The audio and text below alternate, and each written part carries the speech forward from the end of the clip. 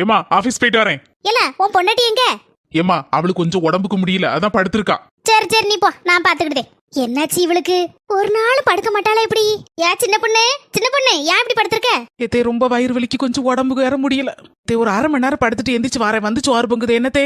அதெல்லாம் ஒண்ணு வேண்டாம், நீ கொஞ்ச நேரம் கண்ண மூடி படுத்து தூங்கு, நான் சோறு பொங்கிக்கிட்டேன். இன்னைக்கு அரை மணி நேரத்துல சொத்தையும் வெடிச்சாச்சு, குழம்பையும் வச்சாச்சு. நல்ல மீன் குழம்பு வாசமா இருக்கு. எக்கோ வசந்தியா, வா வா வசந்தி.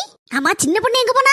நீங்க சோத்த பொங்கி கறி வச்ச மாதிரி இருக்கு. அவளுக்கு கொஞ்சம் உடம்புக்கு முடியலம்மா, அதான் நான் அன்னைக்கு சோறு பொங்கி கறி வச்சேன். பாருங்க சின்ன பொண்ணுக்கு மாமியார நான் ஒண்ணு சொல்லுவேன், கொஞ்சம் நீங்க கவனமா கேட்டுக்கிடுங்க. என்னதுமா?